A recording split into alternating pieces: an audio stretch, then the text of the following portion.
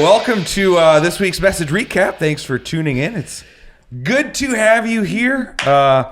We are in a series called Promises, and this week I didn't speak. Mm-hmm. So who did? Short. Take it away. Oh my gosh. That's why it was short. Our amazing founding pastor. So Kevin it was, Hasseltine. one of the greatest promises. They're all great promises, but that Jesus said, "I've come for to give you abundant life," and we really talked about abundant life. And I think the only thing about the message that probably was interesting to think about is, so oftentimes we think of the outside life, how circumstances go. I know that there are churches who operate that way, and really live on, hey, Jesus will give you a great life.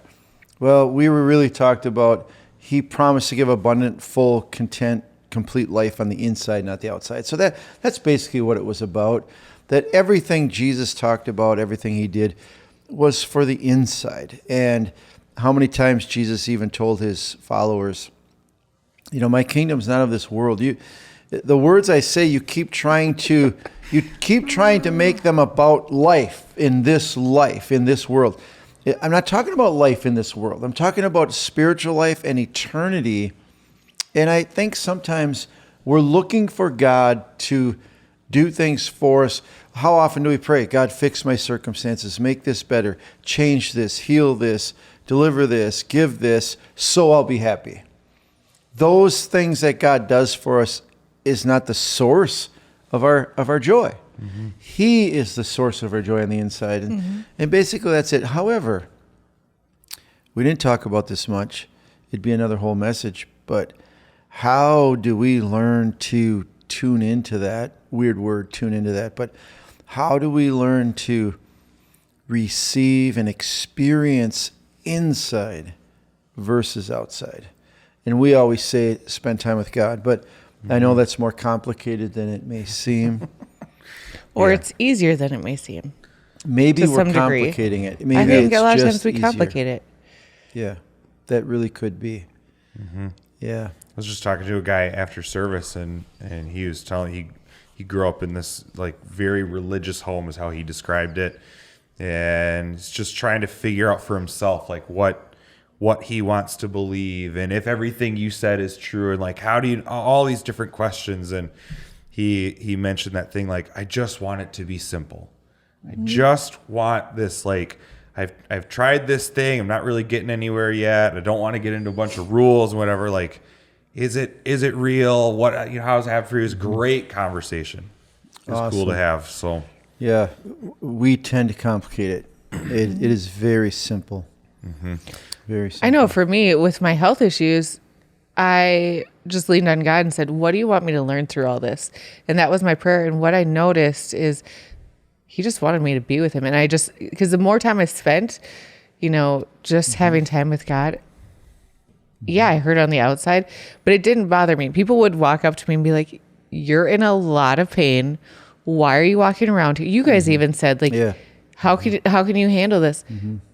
It doesn't bother me because, and I don't know why. Like, it's something that you can't explain other than God is truly filling me on the inside. Right. No, my health conditions didn't magically disappear. But that's okay. Like, that's not what really mattered. It was being content on the inside with the outside circumstances that are happening. Yeah. And that's what Jesus promised. Mm-hmm. That's what he said, I will do. Mm-hmm. I think the biggest issue we have in our culture is our attention span is so short. And we can flick through our phone, one thing after another thing after another thing after another thing, and be on there for hours. And this idea of experiencing a God that we can't see or touch and hear him is just something that we're not used to doing. We're just not used to doing.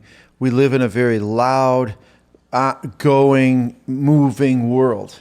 And we need to be in that excitement and that energy. And to get out of that, to connect with a God who is quiet in our spirit, that's the challenge. Not in the thunder, not in the fire, not in the, And that is our challenge. But anybody that will do that will experience anyone who will seek God in the quietness of your spirit, you will find.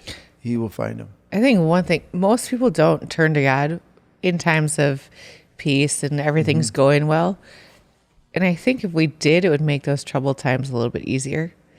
Yeah, for sure. But it's not until people get, I mean, it's kind of like an addict or anybody else.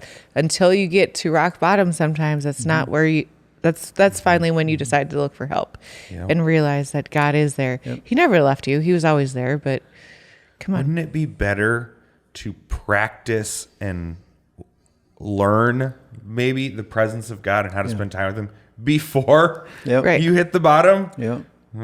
Jeez. I think we did a series called Preventative Maintenance one time. I think so. Something about that. Anyway. I think it's just against our human nature. And we have to be intentional about, if Jesus said, I will give you full, complete contentment and joy, we say, good. When I need it, I'll come find you. Until then, I will just live my life. And I'll be kind of unhappy, but we're just so used to being kind of unhappy. I'll deal with it. When we don't have to. He offers it, but he can't make us take it. He just can't. Yeah. Jeez. If only we could learn. Yeah. And I think most of us, and even if you're watching this, if you even turn to putting your trust in Jesus for the relationship with God, probably it was because, like reading, like you just said, most of us reach out to God when we hit rock bottom. I can deal with hurt, but when I experience a hurt so bad that I can't deal with it, then I might look to God. Unfortunately, we don't have to do that. Unfortunately, most of us do. But we don't have to. We can turn to God right now and experience him. Yep. Okay. Anything else you'd like to add?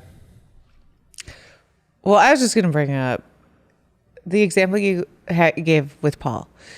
Paul was an amazing example. Like, he did not live an easy life.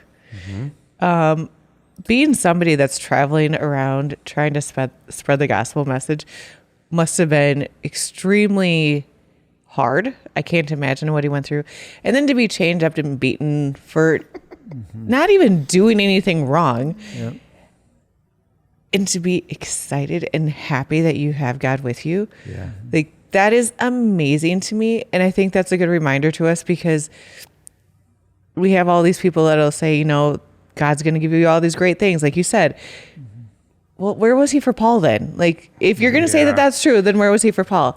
Because Paul didn't live in a really nice house and drive a car. I mean, cars weren't invented, I understand. But His horse was not the top model. no. And, he had to struggle worse than anybody else. And he still was excited and didn't give up and kept reaching out for God. Here's what I think. I've had conversations with people over the years about Paul, and Yeah. unfortunately, I think because we talk about Paul so much, he's kind of a big deal in Christianity as far as humans go. He kind of gets put up on this pedestal, right? Like, oh, that's the Apostle Paul, and I mean, surely He's special. He's special. God must have done something. I don't believe any of that is true. I believe Paul was a regular human being who experienced, I think, the best example for us that we can read about of what it's like to have a relationship with God. Because we just use Paul because he did most of the writing, but look at the first church. When the church was first persecuted, Stephen was stoned to death, and Saul of Tarsus, Paul, was out to arrest and destroy the church. Well, they were scattered. They're under extreme persecution. Philip goes down to Samaria, running for his life, by the way. So he goes to Samaria, just bringing the good news wherever they blessing. went. Running for his life. All of the Yeah. Christians were running for their life, but they were bringing Christ with them wherever they went. And it's amazing how you can read in there how it describes them as being full of joy. Running for your life away from your home, right? You lost everything. They're trying to throw you in jail or kill you, but yet joy is what marks them. It's not just Paul. No. It was all those early Christians. Yep. And that's available to us as well. It is. Yep. Okay, well, hey, thanks for tuning in. If you have not watched that message, you should go back and watch it. It's called An Abundant Life. And we will see you next week as we wrap up the series. Thanks for watching.